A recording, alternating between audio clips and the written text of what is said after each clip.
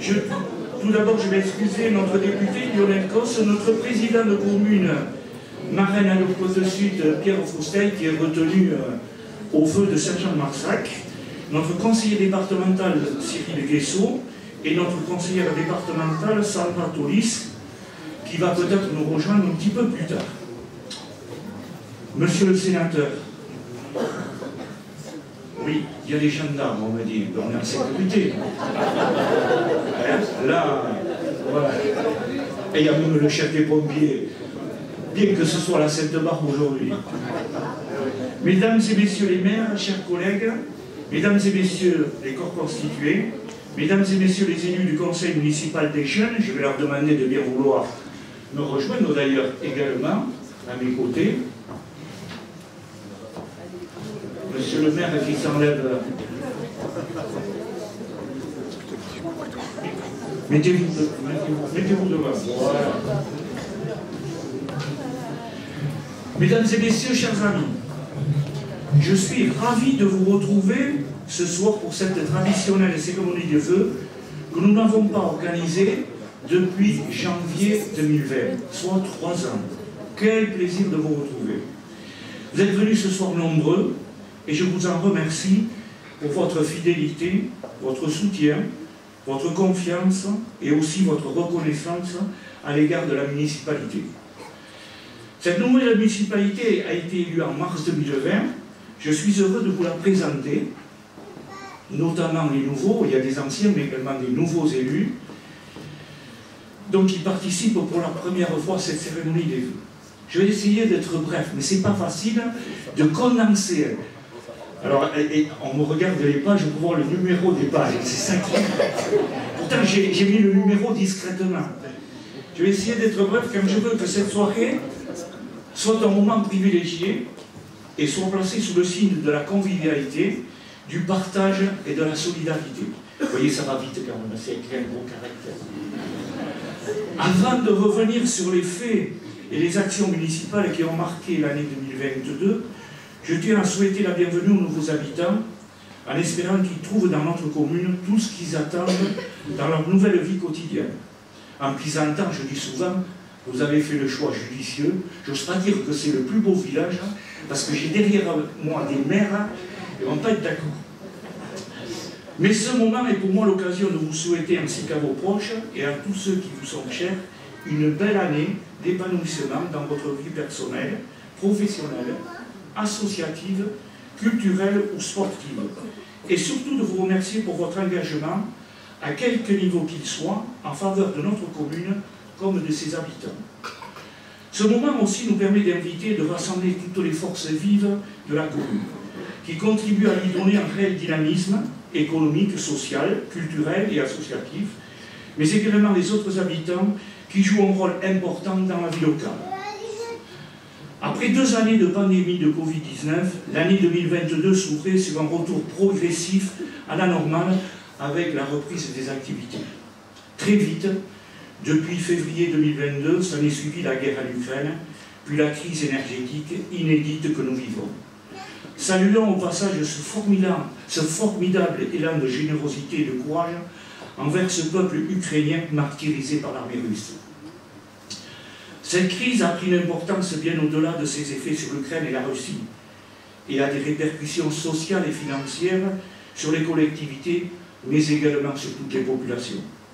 Revenons, si vous le voulez bien, sur l'actualité municipale en 2022. Tout d'abord, comment, et quand j'évoque ce sujet, ne pas évoquer le drame survenu le 18 septembre, qui a vu notre école maternelle, l'accueil périscolaire et le centre de loisirs détruits par un violent incendie. Nous avons pris un terrible coup sur la tête. Lorsque je suis arrivé sur les lieux du sinistre, j'ai vu défiler toutes ces années de travail pour construire, rénover, agrandir ces locaux pour que le bien de nos pitchouns, afin qu'ils soient dans un environnement propice à leur éducation. Je tiens à souligner l'extraordinaire élan de solidarité émanant des communes voisines et bien au-delà, des parlementaires, de l'État, de la communauté de communes marraines à notre Côte-Sud. Des remerciements particuliers, je tiens à le faire publiquement, à monsieur le maire de la commune de Saint-Vincent-de-Tyrosse, qui a mis à disposition des locaux jusqu'aux vacances de la Toussaint. Merci, Régis. Je tiens à remercier également les enseignants, le corps des sapeurs-pompiers, les pompiers en général, puisqu'ils étaient associés également à la ville de Saint-Vincent-de-Tyrosse, tous les agents municipaux, les élus locaux, les parents d'élèves, les associations, en fait, toutes les personnes qui se sont mobilisées pour que nos enfants retrouvent rapidement le chemin de l'école.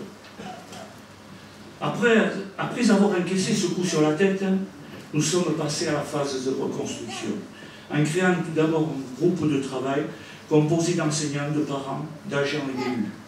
Nous avons lancé une procédure conception-réalisation pour aller beaucoup plus vite. Notre objectif étant que nos enfants réintègrent les nouveaux locaux à compter de la rentrée de septembre 2024. Il ne faut pas perdre de temps. C'est un challenge que nous nous sommes fixés.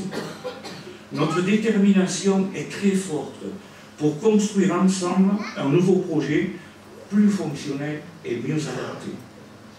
Au début de notre mandat, nous avions établi un plan pluriannuel d'investissement. Ce drame, survenu le 18 septembre, nous ne l'avions pas programmé. En 2022, nous avons eu tout de même quelques satisfactions et avons pu mener à terme certains projets avec en particulier l'aménagement du centre-bourg en mettant en avant le côté végétalisation, sécurité, espace et en créant des parkings supplémentaires. La création de la maison de la nature, ce local ayant été mis à disposition de l'association de la chasse. L'acquisition de matériel avec en particulier un tracteur tondeuse-broyeur pour faciliter le travail de nos agents techniques. Plusieurs actions organisées par les commissions municipales et les associations locales se sont déroulées toute l'année écoulée. Sur le plan social, le portage des repas à domicile pris en charge par la commune, les repas étant fabriqués par le pôle culinaire restant à la charge des bénéficiaires. Le repas des plus 70 ans ou le colis de fin d'année. Une attention particulière portée aux personnes seules ou les plus fragiles. Le logement pour les jeunes ménages, ce logement qui aujourd'hui fait défaut, et notamment pour les jeunes, compte tenu des prix excessifs, je dirais quelquefois indécents. C'est pour ça que nous avons pris et inscrit dans le plan local d'urbanisme intercommunal un critère de l'obligation pour les promoteurs de réaliser 30% de logements à destination des jeunes ménages et du logement social. Il faut savoir qu'en France, une petite parenthèse, 70% de personnes peuvent bénéficier de ce genre de logement. La réalisation par la commune d'un lotissement pour les jeunes ménages, sur le plan culturel et sportif, soirées théâtre ou musicales, cinéma de plein air, nombreuses compétitions de tennis, de pelote, de pétanque, etc. Notre médiathèque tenue uniquement par des bénévoles, que je remercie très chaleureusement, ici derrière moi, et Claude, elle se cache. Et puis, une dernière décision que nous avons prise lors du dernier conseil municipal qui s'est déroulé jeudi, c'est de mettre la gratuité des livres à compter du 1er janvier 2023 afin de relancer la lecture. Sur le plan de l'économie locale, l'extension de la zone artisanale réalisée par la communauté de communes, les 20 lots ont été vendus en un temps record. Sur le plan démographique et sécurité, comme la plupart des communes, notre commune connaît une croissance démographique forte. Notre priorité est de maîtriser, exercice parfois compliqué. Nous avons également recruté un agent de sécurité de la voie publique. Il est présent, pas très loin. Il est entré là-bas, il surveille tout ce qui se passe. Et il a l'œil partout, c'est pour ça qu'il est assez grand, il domine la situation. Sur le plan énergétique, afin de faire des économies d'énergie, depuis le mois de juillet dernier, nous avons limité l'amplitude de l'éclairage public et nous avons engagé en partenariat avec le SIDEC le remplacement des anciennes lampes par des LED moins énergivores. Le constat aujourd'hui, c'est que l'économie des consommations moins importante qui compense en très grande partie la très forte augmentation du prix de l'électricité. Une demande a également été faite auprès des associations pour diminuer le chauffage des équipements municipaux. La mise en place d'un conseil municipal des jeunes, ici présent, avec son maire en chemise blanche, qui va vous dire deux mots tout à l'heure. Les jeunes nous permettent d'avoir notre vision sur le développement de notre commune. Ils sont force de proposition. Tout à l'heure, je disais, je vais leur passer la parole. Quelles sont les perspectives pour 2023? Une partie des perspectives. La construction d'une bâche qui est en cours de construction pour une réserve d'eau de 800 mètres cubes, pardon, qui est en cours de construction et qui devrait être terminée pour le mois de juin prochain. Ceci est nécessaire parce qu'aujourd'hui, compte tenu de cette croissance démographique, il nous fallait des réserves d'eau de sécurité. Et nous ne l'avions pas jusqu'à présent. Donc entre le château d'eau, réserve au château d'eau, et puis cette bâche supplémentaire, ça nous permettra, je dis bien, d'avoir un seul jour de réserve. Donc ce n'est pas non plus excessif. Nous avons également prévu un bâtiment supplémentaire pour le centre technique. L'extension des locaux scolaires par la création de 2 classes supplémentaires. Les travaux ont déjà débuté. Rénovation de notre église. Le permis de construire est en cours d'instruction. C'est un gros chantier qui débutera en fonction des aides attribuées. Là, je pense notamment à M. le curé qui est ici présent et que je remercie pour sa participation. Tout à l'heure, je disais en préalable, au préalable, si je veux aller au paradis, il faut faire quelque chose pour l'église. La poursuite des travaux d'entretien de bâtiments communaux et des voiries.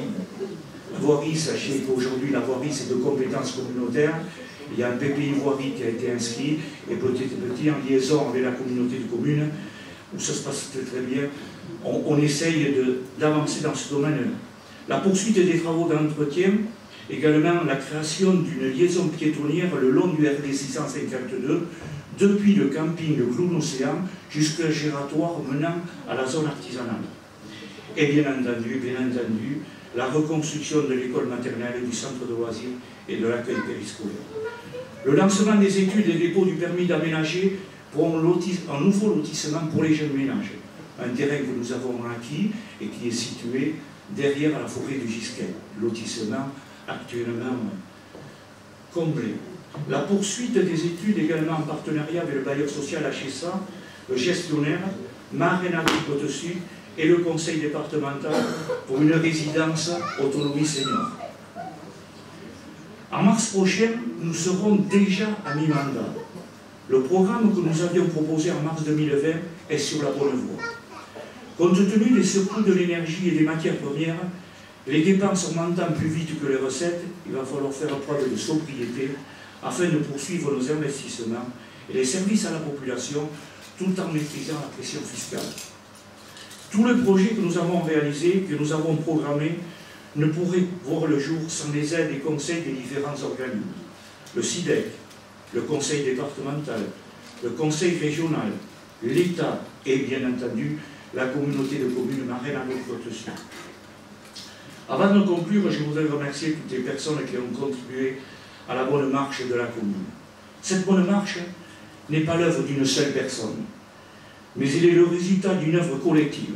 C'est pourquoi mes premiers remerciements iront aux adjoints et conseillers municipaux pour leur étroite collaboration, à l'ensemble des services municipaux pour leur implication au service de la population. Je vais reprendre mon proverbe prononcé lors des vœux à Saubion par Madame le maire, ici présent. Seul, on va plus vite, ensemble, on va plus loin. Et ensuite, pour leur dévouement, leur engagement et leur professionnalisme, les associations locales, le corps enseignant, le groupe de bénévoles de la médiathèque, la régie d'eau et d'assainissement Théo, le centre de loisirs TOS Saubion, et je rajouterai Angresse qui vient de nous rejoindre pour, à titre expérimental, un espace jeune. Le corps des sapeurs-pompiers bénévoles que nous avons reçu à midi à l'occasion de la Sainte-Barbe, les acteurs économiques. Et pour n'oublier personne, toutes les personnes vives qui font vivre et animent notre commune. Je n'oublie pas non plus les plus démunis, celles et ceux qui souffrent, les Tossaises et les Tossais qui nous ont quittés. Une citation de Diderot qui caractérise notre état d'esprit. L'homme le plus heureux est celui qui fait le bonheur d'un plus grand nombre.